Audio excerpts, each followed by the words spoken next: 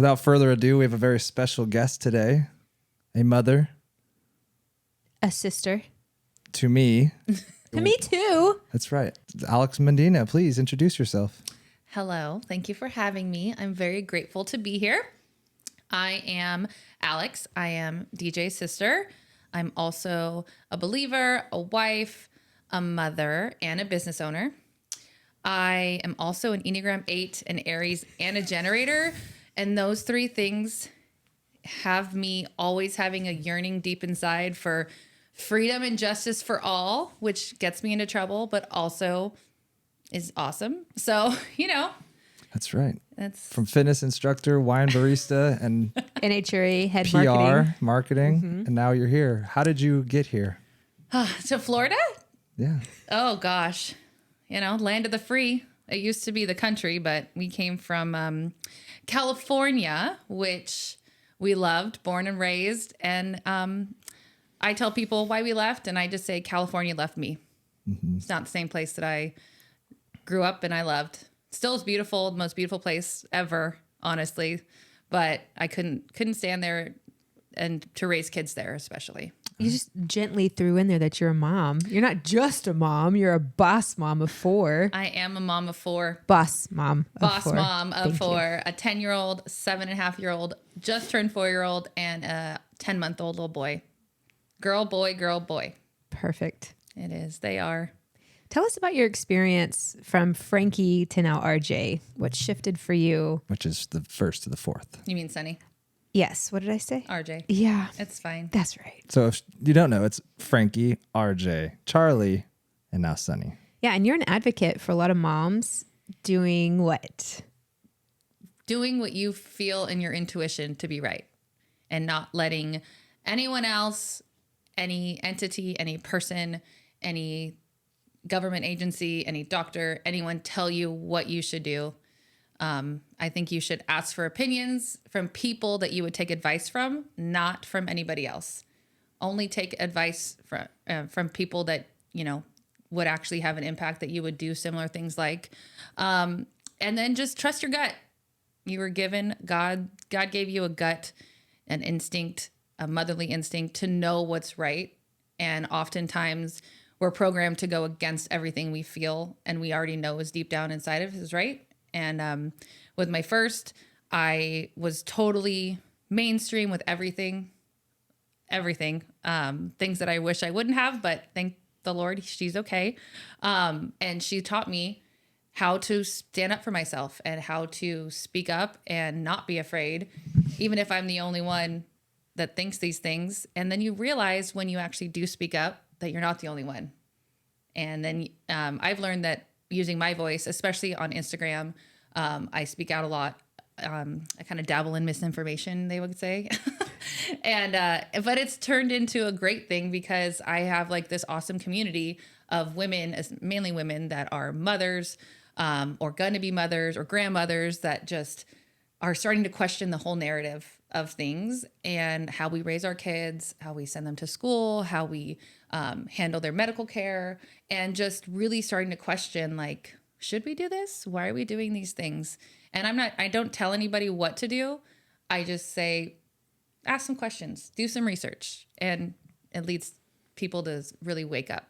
So in terms of asking people's opinions that you actually trust and would listen to, you also probably want to do research on, is there a monetary reason why they would choose that option? Because some people just trust the doctors. Right, trust exactly. Whatever they institution. Just say, oh, they're a doctor. They went to school for X, Y, and Z. When in reality, depending on what you're talking about, they really didn't go to school for that. They just maybe had one class, or one day of a class on certain things. And they're just telling you that you need to do this because if your kid has this, this, and this, then their pockets get lined. Mm. And that is, what is most motivation is coming from, because they want you to line their pockets. Mm. And they don't even realize it. Mm-mm. Some of the people, if it's just like an employee somewhere, maybe it's a hospital or whatever it might be, that's the data that they're given for the day. And that's what they, run off of. What would you say to some of the doctors that specialize in departments like that? They've spent their entire career on this one thing. Well, then you're in an echo chamber, right? Yeah. You know, like it's the same thing. Like I can be easily in an echo chamber. Like when I like think that everybody can think like this, you know, and you look outside and like you realize, wow, most people don't look at these other options, you know? And I feel like, oh, well, you know, like I'm very big in holistic life and health and, you know, natural living and stuff like that. And I just assume that so many people, like, because everybody has these options, everybody has the same ability to access the same information, right? But most people don't, you know? What would be an example that you would give? So starting with Frankie, what you did with Frankie, what you learned, what you did with RJ, what you learned, what you did with Charlie, what you learned, and now with Sunny. Kind of walk us through each phase of childhood with them. Well, when I got pregnant with Frankie, I was dating Bobby and I didn't even know I was pregnant and for 4 months. And it was the scariest and most and best thing to ever happen to me. Like I was so scared. I didn't know what to do. Like so many things crossed my mind. I was like, do I really want to, you know, am I ready to have a kid? I was 25 or 26. So I was like, holy moly, like this is like life changing. Right. And then I'm grateful that, you know, I have a good man and he was like, whatever you want to do, babe, like we'll make this work. And we just prayed about it and like talked about it. And we decided that we're going to have a baby. And, you know, apparently he was already planning to propose and that got shifted up quite a few months. When Papa Bear heard. Oh yeah, we were supposed to go to Hawaii. Right. He was talking to us. Yeah. I'm going to propose in Hawaii. What was that? January? We were going to Hawaii. Yeah, we found out in August. Yeah. Yeah. He was like, shoot, what am I going to do now? And then like shotgun wedding. But I just did everything the doctor said. Like, I didn't do any testing because I don't feel like if, you know, genetic testing, that's notoriously inaccurate. And I wasn't going to change my what I was going to do baby anyway. Exactly. People just assume, damn it, we got one. Cut it out of me, I guess. Pretty much. It's Literally. so dramatic, but that's really what happens. It's really what happens. Like They scare moms. I think it's Iceland. They have like 0% people with Down syndrome and they like celebrate it. And you're like, Isn't that Nazi Germany? yeah, that's what it pretty much. So, they Literally. celebrate it. They're like, oh, we have no babies with birth defects. It's like, or Down syndrome. It's like, actually, you just killed them all. Oh, geez. I mean, that's a little aggressive. Hearsay, but yes. Possibly. Allegedly. Allegedly a conspiracy. So with Frankie, you did all the things. I did all the you things. listened to the doctors. I listened to the doctors. I did a bunch of ultrasounds because they said I have placenta previa, which like covers the cervix. And so they were like, maybe you have to have a C-section. And I was like, well, okay, whatever. Like that would not be ideal, but whatever. And then it all healed itself. And then I had I actually labored the longest without an epidural, but then I ended up getting an epidural. And then I got, you know, all the routine stuff at the hospital with the injections and the eye goop and all these things. But then just once I started taking her to the pediatrician, it just started feeling like not right.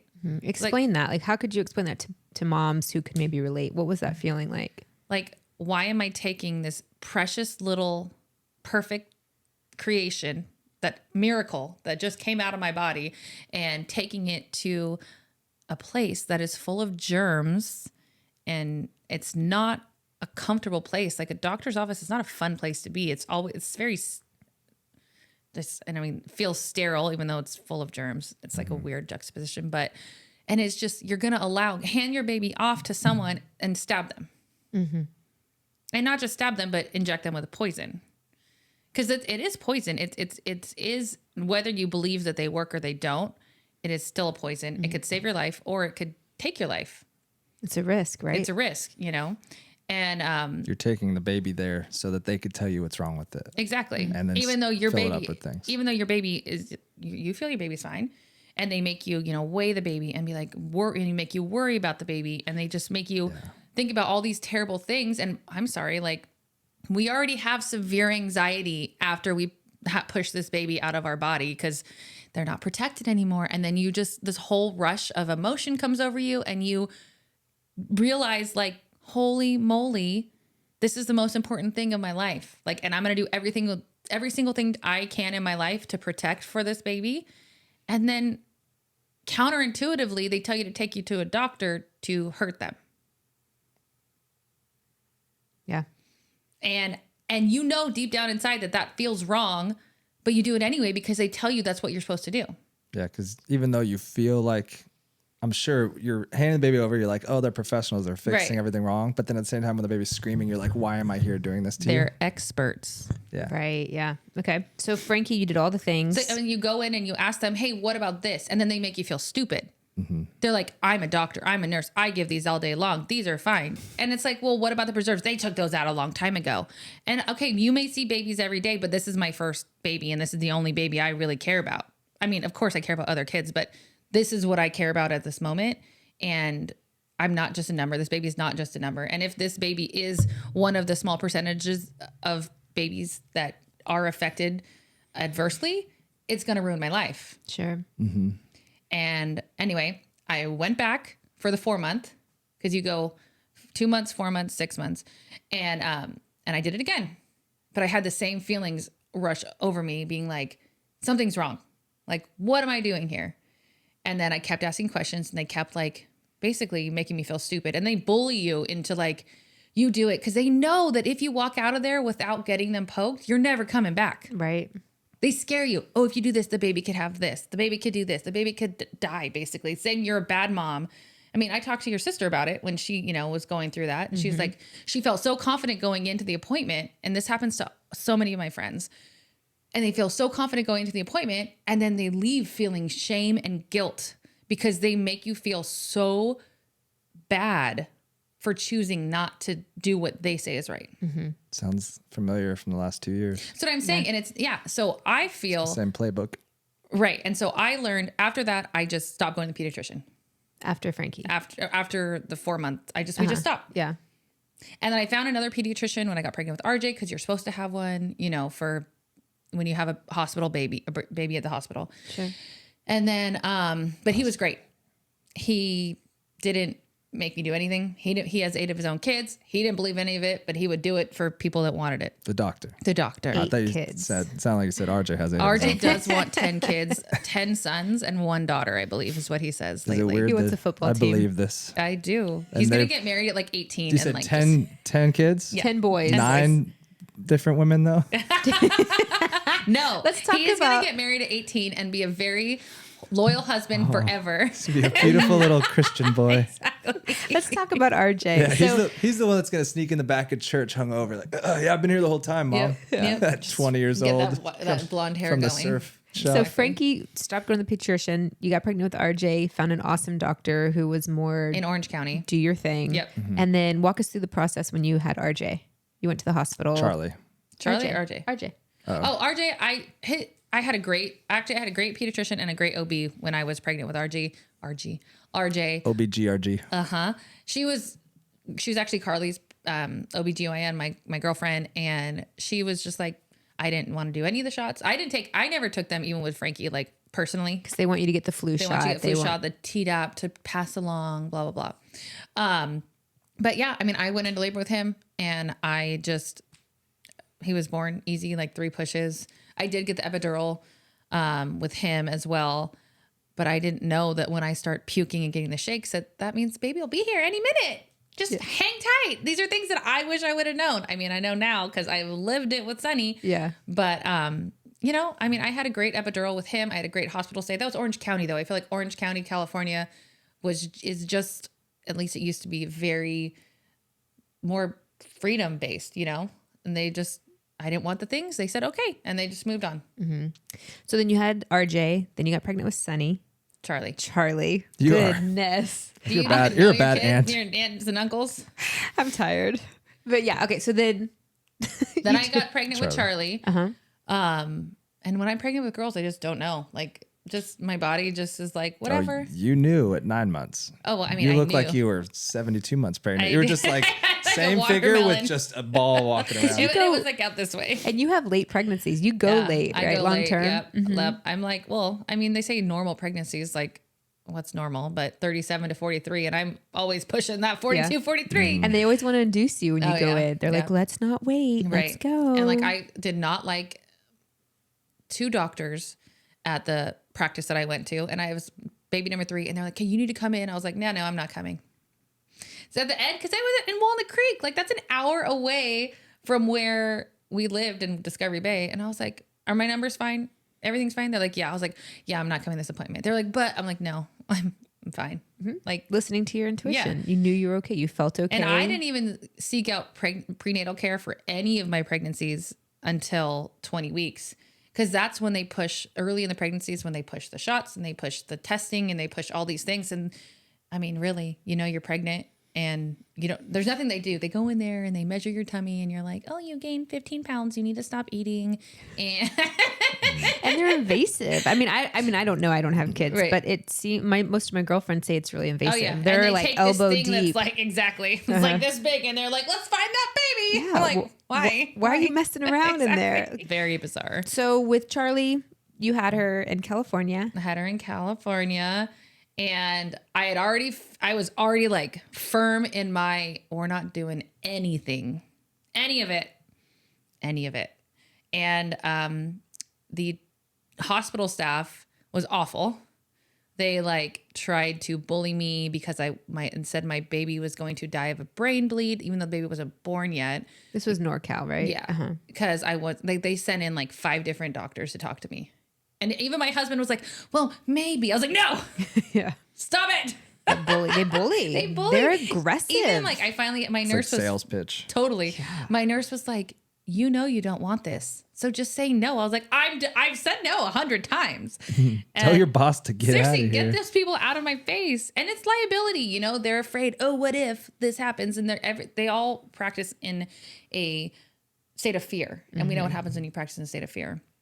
Well, and plus too, I feel like these are moms just exhausted, Right. had a baby, your whole yeah. life turned upside down. Oh, And I've had a lot of them that they're like, I just gave in to the cake because they were so aggressive. And I was just so tired. I didn't want to fight. I'm like, And you're scared. and you're scared. yeah, and you don't want your baby to die. You just went through this entire But they don't process. tell you that there's a chance that your baby could die from this shot, or it can get jaundice from this thing.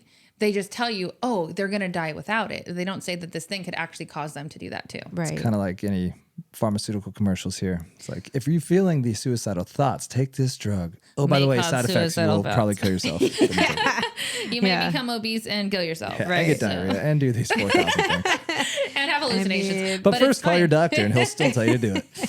So with Charlie, you were very adamant. They were still bullying you. Different Yeah. experience than with Orange County, where it was a little more relaxed. That was also in 2015, which is pre SB 276 and SB 277, which are actually 277. I think was already no 276. Anyway, extreme bills in California that like got rid of all religious and personal belief exemptions. Yeah. So they were just very, very on it. And so I think the tide had just definitely changed. More people were, really pushing with the doctors, especially. I don't know, maybe it was NorCal, maybe it was the time, but they were very aggressive in California. Well, let's talk about Sunny now. Okay. Complete 180. I had Charlie, and she was April 2019. And then the whole world, turned upside down. And then we got pregnant again. What was that? Like December, I think? January maybe of 2020? COVID baby. When was I pregnant? Was it 2020? Yeah, because said he was 22, 20. Yeah, okay. So it was Yes. middle of 2020 I got pregnant. And I was freaking out because I was like, oh my gosh, these kids are going to be 18 months apart. Like all my kids are 3 years apart. Like I liked a year to be pregnant, a year to breastfeed, and a year to get myself like back and fit and like ready to have another baby. But these kids were going to be super close. And I was like, okay, but we're going to have another baby.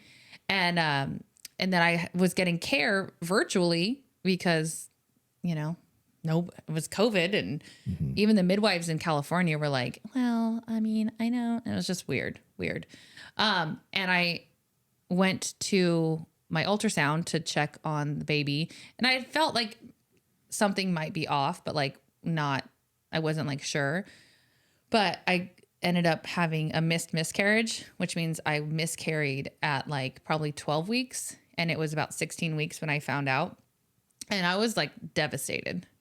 It was really hard. I didn't know. I mean, I never had one before and I didn't know like how I would take it, but I was really hard. Bobby was really upset. I was really upset. The kids were really upset. We got in a huge fight, which makes no sense, but emotional. It happens. And then the doctors wanted me to go in for a DNC. And I said, no, I'm going to wait and just let it happen. What is a DNC? It's when they go in and they like scrape your uterus and like remove the fetus and everything. And I was so far shifted, you know, towards like the Eastern natural side of medicine. It was like, what happened to women when they had miscarriages in the past? Like, I feel like God probably designed us to be able to naturally move the baby out. And so I let that happen. And it took another 6 weeks. And I remember I had RJ's birthday party. And the next day, everybody came back over because we had this stupid, large, jumpy house that they just gave us for the weekend. And it turned into this whole second day party with like all of our close friends. And I felt like it's the most severe cramps I've ever had. And then I went to the bathroom and I just was like, oh my gosh, it's happening. It's like I thought it happened already because I had a little bit of bleeding, but like it was like I was in labor as I was, you know? And it was very like traumatic, but also refreshing to be like, okay, like it's out, we're over. And my midwife said, like, when that's done, you can have another baby. Like there's no need to wait. There's no need for doctors. Like your body was designed for this. And we didn't try for a long time. And actually we didn't really ever try, but we did not try. So when I got pregnant with Sunny, I had already decided like I'm going to do homework with the last baby. And I did, but not in the capacity that I had planned. Drop that bomb again. You did what? You kind of rolled over that very quickly. Yeah, so I just, when I found out I was pregnant with Sunny, we were in Mexico, or we had just got back from Mexico. When we went with Mark and Marla and everybody, and I found out I was pregnant and was like, Bobby and I had literally just right before we left for Mexico, decided we're going to move to Florida, or we're going to sell the house, move somewhere. Yeah. Bought a trailer and said, we're done having kids. You want to make God laugh, man. Tell him your literally were plans. sitting in our master bedroom in Salmon and been like, okay, I guess like if this is what we're doing, we got to be done. And we're like, okay. 1 month later, God was like, well, I know Bobby has talked about doing the snip for about 10 years now, it feels like. I have always been cautious of that. Of snipping? If you look, it's just like any other medical procedure. There's tons of potential side effects, including having to use Viagra forever because they snip something too close, or some kind of cancers and things. So I'm really discouraging that because I don't think that that's worth it. I think that you just use natural family planning. Start manipulating the body. You're going to have side effects. And that's how we got pregnant with Sunny. We just did natural family planning for a year. And then when I got pregnant with Sunny, I said, I'm on my last day. He's like, no, you're not. I was like, okay, well, just letting you know. What do you call it? Natural family planning? Yeah. What is this? Pull out. I know, but I'm having her. Well, there's something else. No, it's not necessarily the pull out, because really you can only get pregnant 5 or 6 days a month. Push in. And you just have to, track your cycle. Karate chop. And you know, like this is your fertile window. And the other days you have at it. The other days you might want to be a little more cautious. Yeah. So with Sunny, you decided to do a natural home birth. Oh yeah. Circling back to Sunny. Yeah. We found out we were pregnant after we got back from Mexico, and the house was for sale. We were moving into a fifth wheel. We were going to live on the road and depart in January, and we did. I have literally prayed and manifested a place that is where we are, and I didn't even know it existed. I wanted to be close to the beach. I wanted farmland. I wanted country, but I didn't know I could have all those things in one. Your dad got what he wanted. Your dad, I want family close. Here we are. We're moving to Tennessee. You're moving with us to the south. And then sure enough, we're all within 30 minutes. I know. I mean, I love Florida. Tennessee. I think it's stunning and beautiful. Same. But just coming here, there's something about the ocean. Yeah, Tennessee doesn't have the ocean. Yeah. It's the missing thing. I really would love to maybe have a cabin up like in East Tennessee one day, or land with a cabin. You know, mountains. I do miss the mountains. That's the only thing we don't have, and I miss a lot. But so I'm excited to go visit those this summer. But I'm very grateful that we landed here. We found a great midwife, great, like, just experience everything. I feel like euphoria when I'm here. Like, honestly, I didn't know that, like, I just feel so blessed, like overwhelmingly blessed for where we live. Like, So- there's moments I just have to pinch myself. Why did you want to move into a trailer and leave California all of a sudden?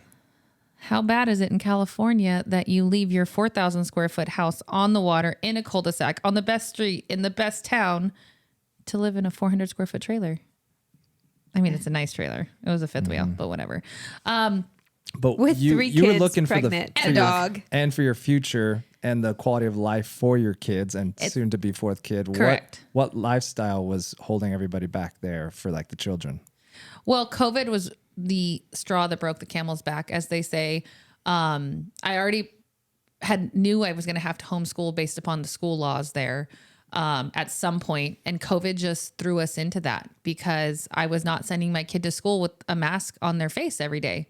I had, at the time, Frankie was 7 and RJ was 4. And so he was going to preschool part-time. He loved it. I loved our school. Like, don't get me wrong. Like, we had the perfect little Christian school there. It was fabulous. We loved everything about it, but it was still California and they still have to follow the laws, which I never understood because it's a private Christian school. They take no money from the state, yet they still have to follow these state immunization laws and stuff. But anyway, when they said we're going to go back, they pulled them off on, May or March, just like everybody, put them on remote. What's it called? Like on the TV. Oh yeah. What's it called? Zoom. Yeah, Zoom like schooling. Zoom school. What's up with that? And RJ was like, I pledge allegiance to the flag. Like, literally, like, would do it for like 3 minutes. And I'm like, why am I even trying for this? And then Frankie did fine because Frankie is Frankie. But then when it came back, they're like, we'll be fine. We're back to normal. Nothing was back to normal. And California, we lived in the worst place for COVID restrictions. Like, they had masks everywhere. I got kicked out of outside farmers markets for not having a mask on my face. Outside. We went to Whole Foods and they kicked us out. They kicked us out of Whole Foods, a health food store for healthy, holistic living. We had a mask on. JK, Amazon owns them. And then, oh gosh, I've been kicked out of so many places. That's where that whole Enneagram 8 Aries thing, just like, this feels wrong to me and I'm not going to go along with it just because everybody else is. Mm-hmm.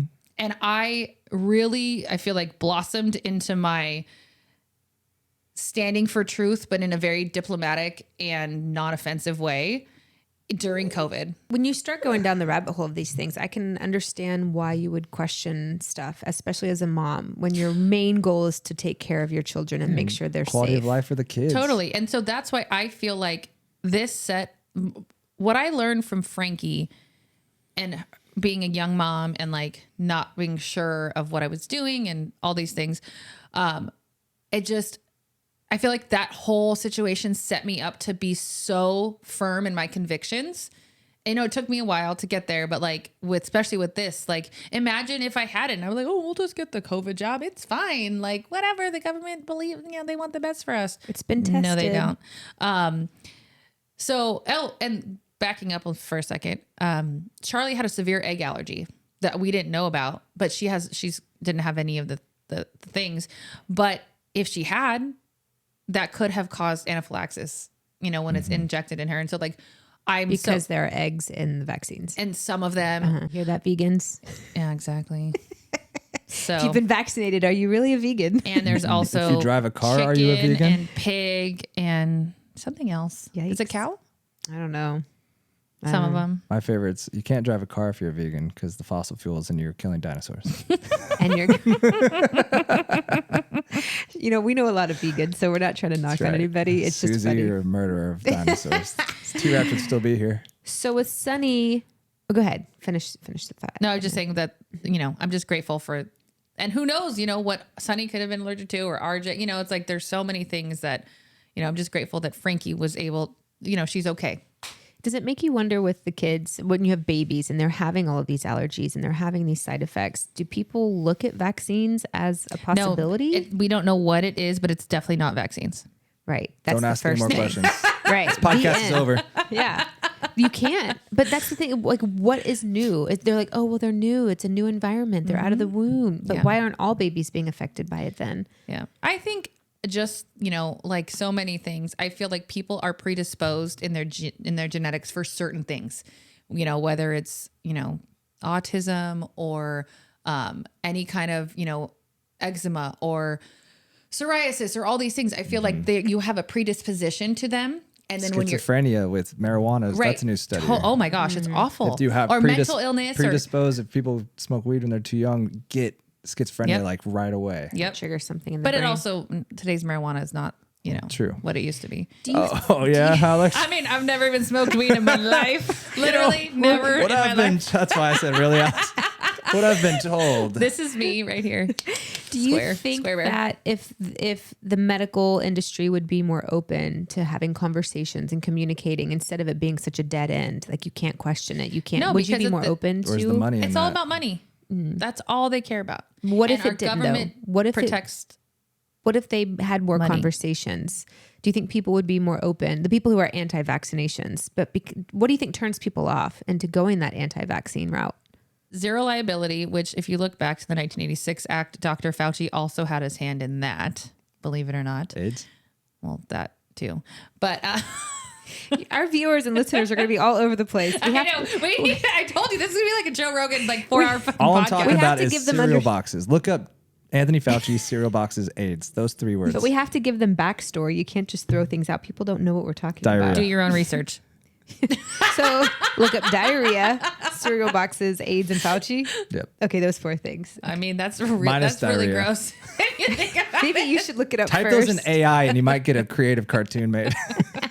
Gross. So now that we're shifting focus to how do you get people to trust the pharmaceutical industry? Is You that don't. basically your cheesy Yeah, that's question? It's not trusting. It's how do we bridge that gap? Be open to having conversations. One thing that I have noticed on, I hate saying our side, their side, whatever, but if in the white coats, as a rule, will not engage in debate or conversation. And if This they is are, what it is, period. I'm the doctor, trust me. I'm the nurse, trust me. I'm the biologist, trust me. Okay, I will trust you. I have no problem trusting you if you give me, can you just explain it to me? Explain it to me like I'm an idiot, because I am an idiot when it comes to this stuff, Like I'm never too smart to learn something new. Like I want to learn always. I want to learn. I want to absorb. I want to know all of it. I want to understand it. And the only way I'm going to understand it is if you speak to me like I'm a child. So tell me, let me understand these things and let me ask the questions that naturally pop up in my brain and then answer them for me. But the problem is you're not even allowed to have the conversation. You're not even allowed to have the study. Like they will not study unvaccinated kids versus vaccinated kids for health reasons. And we all know the answer why they won't do that. So if they don't do the studies, how do we know that that's the truth? we don't. What's the truth? That kids aren't that unvaccinated kids are healthier. Because they have done studies on, like there's a doctor who has kept files of his patients and he doesn't force vaccinate all of his clients or patients. A lot of doctors' offices will kick you out of their practice if you're not up to date on your vaccines. So that is something that should be your dead ringer right there. Like, why? And he released it. They hide it. They say it's not peer reviewed. It's not true, because it's not a large enough sample, and they'll never be allowed to have a large enough sample. Because they're silencing those doctors too. And that's what's even more bizarre to me. Well, and that's the other thing in California, in SB 276, they took away a doctor's right to write a medical exemption because SB 277 got rid of everything but medical exemptions. So then SB 276, they realized that doctors were writing medical exemptions for things like chronic earaches and a reaction to a headache or whatever. And they're like, that's not severe enough reaction. Guillain-Barré. No, just maybe. Yeah, maybe we should back up and start there too. Not start there, but mention that. What started the whole questioning of the vaccinations for you? For me, was just my instincts. My mom told me, I remember I literally pushed Frankie out and the nurse was like, oh, we have this new thing. and we'll just keep all your shot records, all the baby shot records on this digital portal. It'll be so easy for you. That way all the doctors can just access it. And like me, young and dumb, thinking, God, that would be so easy. My mom was like, no, we don't want that. And I was like, okay, we don't want that. And like, I mean, that's what like my mom was like my advocate, and I didn't even know I needed. You know, my mom is she's very strong in her convictions, and she's not afraid to speak up too. So I get a lot of that from her, but sometimes she just comes across a little like, no, we don't want that. But I needed that at the time, you know, and I'm grateful for that, because who knows, you know, I was just throwing my poor baby into the system. Right. And then Poppy, talk about Poppy with his reaction to the flu vaccine. Oh, well, once I became awake to all of that, I started speaking out to everybody about it. Everybody that would listen. I mean, I post on my Instagram. I get in trouble all the time. And I know. How many pages have you had now? Oh gosh, 4, 5, 6. I don't know. A lot. You're in Instagram jail all the time. All the time. I've learned different ways to like try and beat that algorithm with code words and stuff. But, I started talking about it with people. I mean, like mom and dad, even dad was like, mom and dad weren't on board with it at all. I mean, they were on board with questioning it, but they weren't on board with me just being like, none, done. I think that's 0. most people that love you that don't want to believe it. They're always like, stop it with that bullshit. And then eventually they come around and then they start telling you. Dad's like the most anti-vax person you'll ever meet. Yeah.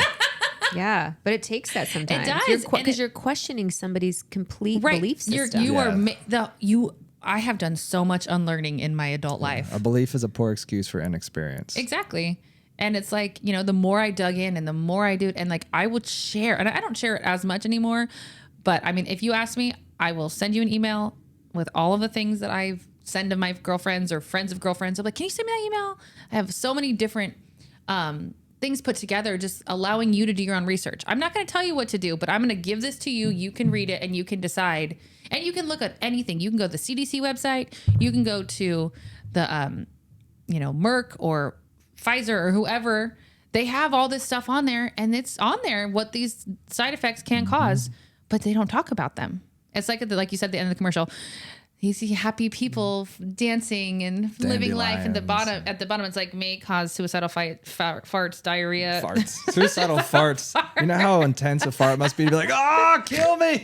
What did we just learn? We just learned about something like that, right? That there was a disease. Explosive diarrhea. But it was worse. Like people would kill themselves because it was so intense that they'd rather just die than have to deal with the pain. Was it they ate something? Are you talking about cordyceps mushrooms with ants? What it was? No. Though I'll have to come back to it. It's not. Okay, circling back to what you're talking about with my grandpa. Mm-hmm. I also told my grandparents to stop getting the flu shot because they're bait. They're at that age because you're not going to survive if you get the flu. So they just, they didn't listen to me. And I mean, it's not their job to listen to me, but it's my job to tell them, because I am very strong in my beliefs, and I'm not going to push it on you to be like, you're an idiot and you're dumb, but I'm going to be like, I love you. And I really think you should think twice. Mm-hmm. And unfortunately, my grandpa, love him, miss him. He was just he was a cop. So he just like did what he was supposed to do. I feel like that's very much like how he was raised and how he is. And he went to the doctor. They said, you need this shot. He said, okay. And it ended up killing him. He got, he like every year he got the flu shot, and he would get whatever shot that they had him. And he was in he was in the army. So, he had a bunch of stuff when he was enlisted. And, I think that just so many flu shots over and over and over again every year eventually caused his paralysis, and then, ultimately his death.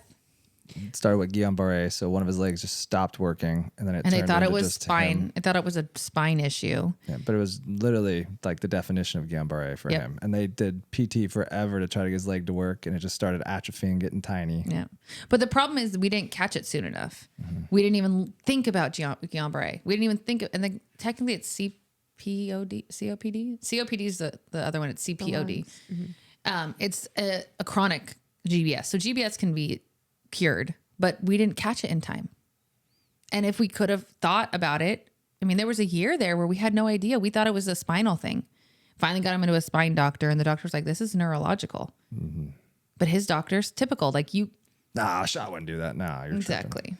What would you say to people who say the odds of somebody having a negative reaction or an adverse reaction to a vaccine are so low compared to how much it has eradicated diseases and saved people's lives? Like when you're looking at the pendulum.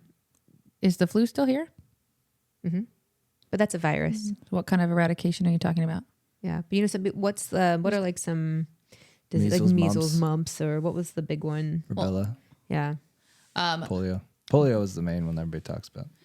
It's, if you look, like I said earlier, if you look at the rates of diseases, they were already falling significantly by the time they introduced shots. It was from clean water and cleaning up the environment of where people live, like not the environment, but you know, like, and so the environment was not ripe for viruses and diseases. So what I would tell them is to look at it. But unfortunately, people that are so married to an idea, they won't look at the information. I always say, don't be so married to an idea that you will not change your mind, because that just makes you wrong no matter what. Mm-hmm. It's okay to change your mind. And honestly, learning and changing your mind just makes you a better person, I think, because you're open to being wrong. I wish I was wrong. Honestly, I wish I was wrong a lot of the time. It would make my life a lot easier if I was wrong, but I'm right a lot and I don't want to be right. But here we are. Would you say that you're anti-medicine or just anti-vaccines? Do you feel like there's a space for the medical Or industry? antitrust of big pharma. I am a pro-emergency medicine. Like, I think you should go to a hospital for a broken leg or a heart attack. And I am grateful that we have medicine that can save you, and you can have open heart surgery, or you can have your arm gets cracked back into place. But I don't think you need to have antibiotics every single time you have a cough or an earache, or I think we are over medicated. I would agree with overall. you. So what would be some tips to people to not be so heavily medicated? Because I know you take more of a homeopathic route a lot, and it seems to be very beneficial. More of a holistic route than homeopathy, but I am learning about homeopathy. It's pretty good. First thing you got to clean up is you got to clean up your water. Drink clean water. I'm looking at you too. You need to get a water filtration system. If you guys would like to fund our water filtration, we are accepting donations. Filter companies out there watching this. I know it's ridiculous that you got to spend $5,000 to have good water in your house, but it is what it is. We can't trust the government. I just drink out of the hose still. Well, unfortunately, the water, you're not. Potable Are you on the water well? hose. Are you on well? Just our front yard. Yeah, I get by the sprinkler. Just I do. Just catch it. by. Don't. It smells like sulfur. You're going to be eating ass. Oh, there's a lot of sulfur out here. Mm-hmm. But sulfur is good for you, but it smells like eggs, dirty eggs.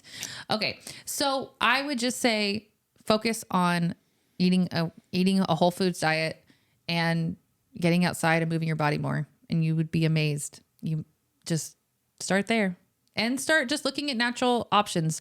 Everybody's got a friend on Instagram or in real life that you can learn from, just learn from within your circle. Or if you don't have one, find somebody. Why do you think people run to the doctor right away when they get sick? Like, oh, I'm sick. Is it because they don't, like, especially with moms, they can't be sick? They don't have time to be sick, or they just don't want to feel uncomfortable? Our parents' generation especially was raised that, like, doctors know more than we do. Lawyers know more than we do. Cops know more than we do. You know what I'm saying? Go to college. Do these things. Do what you're told. And trust the system. So I just feel like people don't trust themselves. Everybody, I think almost every problem in this whole world has to do with control issues. Everyone wants to control everything. And they don't want to trust the process. They don't want to trust their body to heal. They don't want to slow down and rest. They don't want to, give their own intuition credit and take personal responsibility. They want to be able to be like, the doctor gave me this, the doctor told me to do this, so I'm going to do it. They want to say, oh, this told me this, or this person told me this. They don't want to be like, I think I need to do this, and I'm going to take responsibility for what happens. Everybody is looking to pass the buck at all times. Do you think they're scared to trust their intuition, or people just don't know how to trust their intuition? I think there's a combination of all of that. I think we're programmed against listening to our intuition. And I think we are actively told that it's bad, that your thoughts, you know. To think for yourself. Yeah. Don't think for yourself. Zero ownership. Maybe Zero ownership. Be in physical shape to where when something hits you, you're ready for it instead of run to the doctor and say, Right. you can only save me. I Right. can't That save they myself." would just rather pass. I mean, I just feel like everybody wants to pass the buck. But at the same time, they want to be somehow feel like they have control of how they healed, but without actually taking ownership of it. And then they don't trust that, you know, we were made by design. Our bodies were designed to heal. You know, we were designed to be outside. We weren't designed to be sitting in a box inside a fluorescent light all day, every day. Maybe for an hour for podcast is fine. But Speaking of designed to heal, I just heard this fact the other day of, did you know, I feel like it's the first, something crazy, like first 3 hours that a baby's born, if you cut their finger off, it'll grow back. So they're working on stem cell research right now on how to get that placenta effect to where people that lose limbs can go back. That just shows how we're built to heal. we literally are. We're like lizards. Yeah. But once we're out in the open world, whatever Right. the mother's womb was protecting the Yeah. baby with, once it fades away, we lose that ability. So I want to know who cut a baby's finger off because I need was to gonna go say, kill them. Maybe it happened on accident. It's crazy you bring that up because I had that thought the other night when I was laying in bed, not About being able to cutting sleep. babies' fingers off? No, about how our bodies can naturally heal themselves. Like think about, and I was thinking about a mother whose body completely turns into this contortionist thing, and then it goes back to normal. So I have that. I agree that I think we we're can elastic bands. Well, we're if you think lizards. about- grow back. Which is a very controversial Controversial. comment. Circumcision. The foreskin wants to grow back. Like if you have your son circumcised, like you have to actively put stuff on it to make sure that it doesn't reattach. I'm sorry, what? I Yes. did not know that. Yes. Do you want to go into that with the difference with Sunny and RJ? I mean, I can. Okay. Let's talk about dicks. Let's talk about foreskin. Let's talk about circumcision. Okay. I was against it from day one, even with RJ. I really didn't want to do it, but I wasn't educated, and my husband supported it being done. Because of like locker room stuff. Probably. And because, you know, I am white, you know. How do you explain to your Right. kid? But with Sunny, I was like, I don't care. Like I was so convicted into what I know was right. I said, we're not. But I was like, yes, we are. I was like, okay, you're going to take him. You're going to find a pediatrician that's going to take an unvaccinated baby that was born at home and get a circumcision without the mom there. And that was over real quick. So, Too much work. I'm not doing that. pretty much. So, and the conversations we had a lot was the same thing. It's like, how am I going to have one boy that's circumcised and one boy that's not? But at the same time, did the fact that I made a mistake the first time is that enough an excuse to make the mistake a second time and generally mutilate my other son? I don't think so. I can have regret for this thing and not make the same mistake and just deal with the conversation. And the conversation was so simple. One day, RJ was like, "Why does Sunny's wiener look like that?"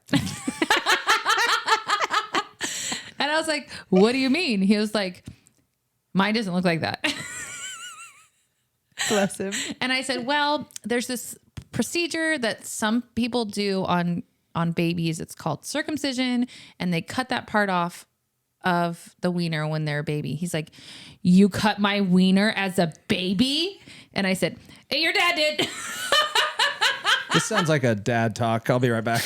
And he was like, why did my dad cut my wiener? I was like, well, dad didn't. The doctor did, but your dad wanted him to. And he was like, why did my dad want to cut my wiener off? Technically, dad paid a guy to cut your penis. Yeah. And it was the most horrifying sound I've ever heard in my life of him crying. I heard him. I heard it. It was that they take him to another room. And even though I love the doctor and I trusted him and I knew, like, because that's another thing. If you're not going to poke your baby, but you're going to get him cut, you got to be careful because they take your baby away from you and you don't know what they do. If you're having a hospital birth, never let your baby out of your sight. But I remember Bobby was in the hallway and he heard it and he's like, he feels the same way. It was horrible. I remember him telling me that too. Horrible. And I think all moms share that same horror feeling. Yes. They can still hear the baby screaming. Yep. So it goes back again to trust your instincts. Trust your instincts. If that doesn't feel right, Why are we still I literally have mutilating- chills why right are now. we Like, it still just makes doing me it? sad. Yeah. Well, you did the And like, best. I understand like it's biblical for some people, and that's fine. If it's your biblical conviction, fine. Like, but also that's why they wait 12 days. 12 days? They don't do it the second day that they're born. That's They a whole. do it at the bar mitzvah. Bat mitzvah. Well, Then you hear horror stories like that. But then the other problem is there are botched circumcisions where they grow back a little bit and then they have to have it recut when they're like 13. And then they rename them Shelly. isn't it interesting? That's I know a whole it's different not, conversation. I know this isn't the same thing, but in a way it kind of has a similar trait. But we judge Middle Eastern countries for mutilating women. Right. But yet we mutilate our own boys in this country. We're always pointing the fingers out there. Look what they're doing. We're doing it too. Yeah. Not the same. they're doing it with like, Not the same, Yeah. but we're still barbaric. Oh yeah, we have a lot of issues, but Yeah. we'd rather point fingers out than look back. but then they use the foreskin for like skincare. You know that? They sell it for a lot of money. And guess who doesn't get the money? The mom or the baby. The hospital gets the money. The same with your placenta. If you don't take it. That's why you take it with you. Exactly. Yeah. Could end I got a up in placenta jar. in my freezer. Anybody want some? Let's make some stew, baby. Isn't that just a city in California? A placenta. Yeah, same thing. But I think that's a really good point that you make. And I wish more people would talk about it. Like, how do you have that conversation with your baby? I'm sorry, with your kid and the father? Why does it look different?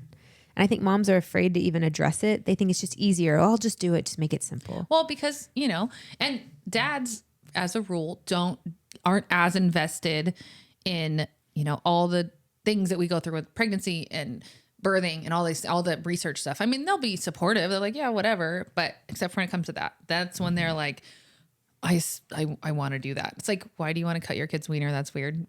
Because it's easier. But nobody questions. It's easier. They don't question it, and they think you're weird if you don't. And they won't remember. They won't feel it. Exactly. All these things. But it's like the same thing I was talking about when you take the baby to a doctor and you stab them with a bunch of needles. Talk about trauma.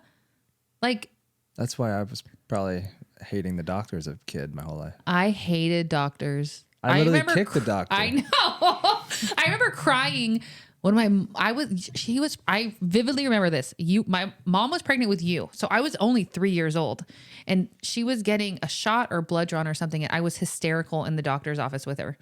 Like, I knew then that something was wrong. Yeah. Yeah. Keep pulling my mom's blood, you freaks. And see, that's kids know. Kids are Kids born know. with that intuition. And then we learn to turn it off. And we tell them, it's fine. It's okay. This is okay. You can trust. But we walk into that hospital, we immediately, that thing. Well, Ugh. I'm hoping that I'm not doing that for my kids. Yeah. I'm hoping to that they don't have to do a ton of unlearning.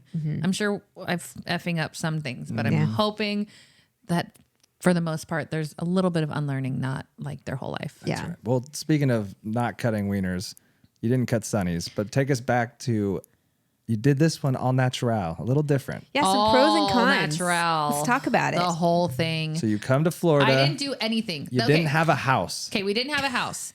We had a house on wheels. But luckily for you, our parents live here now. True that. I mean, I was about to have the baby in the RV though, but it's fine. You even got a tub and I everything. did. Yeah. I've been like a little weird in the trailer park, but Trailer park, baby. probably not the weirdest thing they've ever seen. So I decided with this baby. I can just see you coming out of the trailer door. It's a boy. Oh, sweating All me the up. RV trailer park people. Yeah. Hear her Our king screaming. has arrived. She's walking around puking. Oh, that would have been a little hard and no privacy there. Yeah. Anyways, continue. Okay, From the so Lion King story. this, I decided with this baby, I was going to do zero medical intervention. Zero, nothing, no ultrasounds, no testing, nothing. And I was going to find a midwife somewhere, and mom and dad moved to this area. And I made one email to somebody that looked good and she was full. She recommended another girl. I called the other girl, and Susie and I we were driving. I was driving and I called her and we just hit it off. I loved her right off the bat. And I hired her sight unseen. She was like, it's going to be, you come in, you can see if you like it or whatever, or you can schedule your first appointment. I scheduled my first appointment with her and I was like, okay, I love you. Here's $6,000 in cash and let's get this show on the road. I was their favorite patient, I think, ever, because I gave them cash and I saw them 4 times. Like I told them, I said, I want you to be there for my birth, but, and I'll come to a couple appointments, but I don't really need anything. I mean, I trust my body. I really surrendered this pregnancy to trusting my body, trusting God, and just knowing that he had this and that was going to be it, because I came off of that miscarriage that was like so devastating that the way for me I felt like to really truly heal was just to fully surrender and fully let this be the way God created us to do it. And I think I did that. Yeah, I'd say so. I was so late. I mean, gosh, we were still living on the road. We traveled all over Florida, Kentucky, Tennessee, South Carolina, Georgia. I think that was it. Alabama a little bit. I mean, we traveled the whole South, and we came back here 2 weeks before my due date. They tried getting me here earlier. I was like, I am not going to be on time. I'm never on time. And especially for my birth. Ever.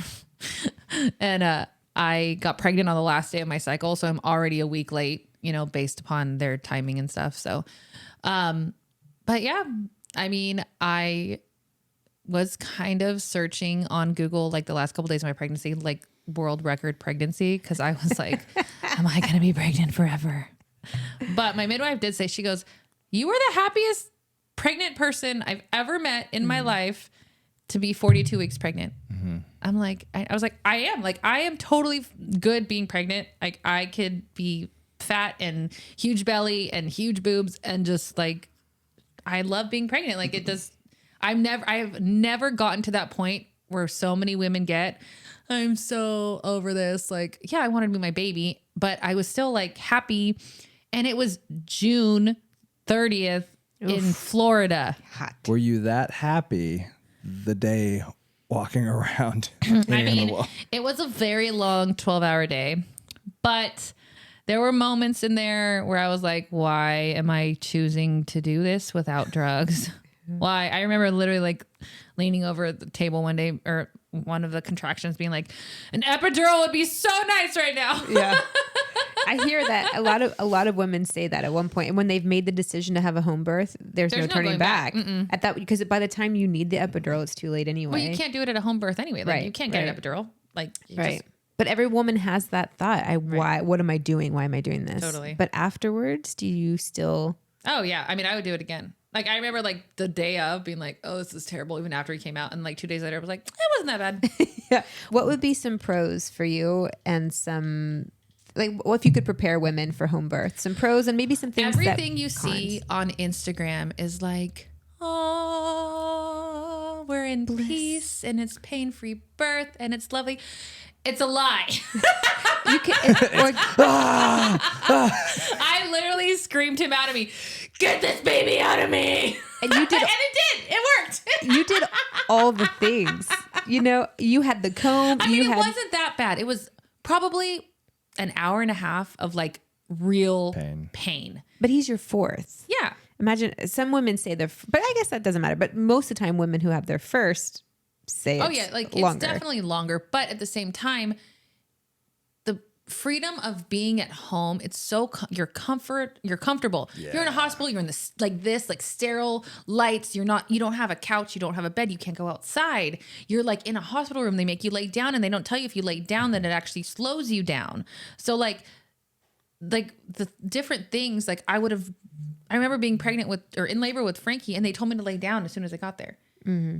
Like I should have been walking around the hospital to get that baby out of me, as I probably wouldn't have been able to do. Remember with my first birth, I was actually prepared to do unmedicated. You lasted 24 hours. Yeah. Like I was my goal, but my labor stalled, and I was not as educated as I am now. So I didn't know all the things that I could do to keep labor going. And I probably wouldn't have gone to the hospital when I did, because my water, they tell you if you don't get to the hospital within a couple hours, you're water breaking, you can cause an infection. They don't tell you that the infection is from the doctor sticking things inside of you to check you. Mm-hmm. Like you don't automatically just get an infection because your water broke. Like your body was designed for that. So if people want to see this, there's a video online though. You don't see everything but the actual delivery. Yes. But it is, you can see, like you're saying, you have freedom to walk around the house. you're in pain, so you're in the shower. Then all of a sudden you're walking by the ocean. Yeah. Like that's not And your I was typical. in my robe. I was barefoot. I was Yeah. outside in the grass, like lots of grounding. I had the tub. I had the shower. I had the bed. I had so many different options.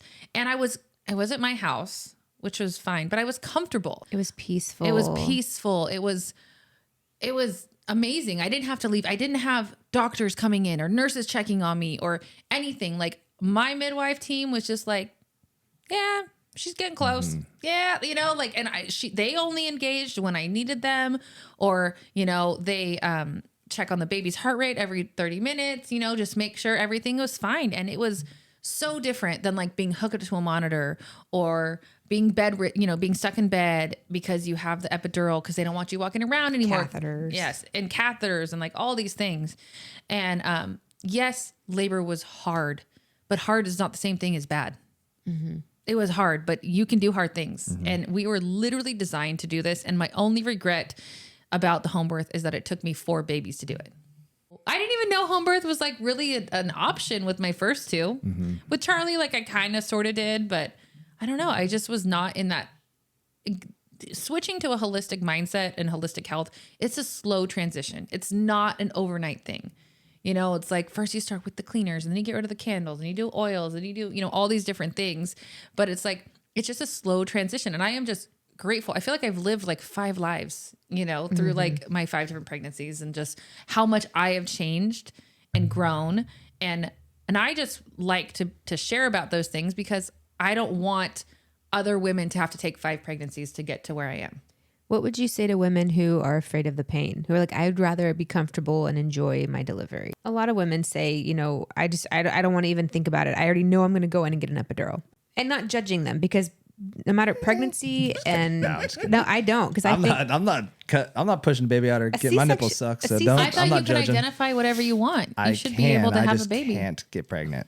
I think a C-section is still just as intense. So A C-section, people call it like, oh, it's a cop out. It's an easy way out. No, it's not easy. They literally cut your body out. They take your intestines out, put them on your stomach, and then take a baby out and then put everything back in and hope it goes in the right direction.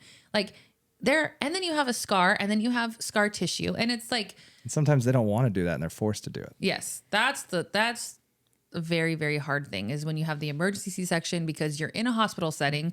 And like I was saying earlier, the hospitals operate on a liability. You know, they're afraid, oh, the woman's in labor for too long. What if the baby's this? And what if all these things? And yes, there is a very, very small percentage of things that do happen that are need for that. But oftentimes the cesarean is an emergency and required by the hospital is because of intervention. what would you say to women who are afraid of the pain? You can handle it. It's all mental. Yes, it hurts. Yes, there are ways to ease the pain, but at the same time, it's okay. Like you were literally designed to do this. So it's not too hard. And the satisfaction you get and the euphoria you feel after it is unlike anything you will ever feel in your life. Yeah, I want to talk about that. Tell me about the after part. How did you feel after doing a natural birth? Oh, like you can do anything in the whole world, like ever. Like women are badass. Like we were literally designed to do this. Like, you know, men may be physically stronger, like for the most part, but they could never do that. Like Bobby always jokes, he goes, I would never do that. I could never, even if I don't want to do that. Yeah, baby coming out of that pee hole ain't happening. I watched 3 of your 4 babies be born, and each time it just gets more and more exciting. I'm like, oh my God. It's wild. It's amazing. It's wild. It's amazing. You are seriously. It is just, it's a miracle. Like it's insane that like, I am so grateful that I was designed to do this and I got to do it 4 times. You're incredible. It's definitely it's the best thing I've ever done. I have to ask you one more question. You can ask as many as you want, but this is the one question that my friends ask me all the time. How does Alex do it? Because you're a mom, you're a business owner, you cook all your meals, you raise 4 babies, you're also a wife, you do all these things. You also sell and inspire and educate other women. And we homeschool. And you homeschool. So my question to you, how do you do it? I heard this a long time ago and I love it. It says you always have balls in the air. You're always juggling something, right? Don't drop the glass balls. Drop the plastic balls. So some days you can push things off, and those are the plastic balls, and it's not a big deal. But there's some days that things are so important that you can't, they're all the glass balls. And sometimes they're all glass balls, sometimes they're all plastic, and you just have to prioritize what is most important. Some days you're going to drop things. Some days we don't do homeschool. Some days I order pizza. Some days I don't get all my proposals done. Some days I kill it. You know, it's like, it's just, it's a day by day thing. I find that I am the best version of myself when I get up, I focus on my gratitude, I read some Bible, I meditate, I put my feet on the earth, and I get a little bit of exercise. And I try to do that before the kids wake up. I've been in a postpartum season, so I'm just now getting back to that. And I also have learned to shift my focus and my pressure on myself in different times. Like in the postpartum time, I'm more soft, and I'm okay with that. Like, and I, know that just a walk will do me really good for my mental health and my physical health.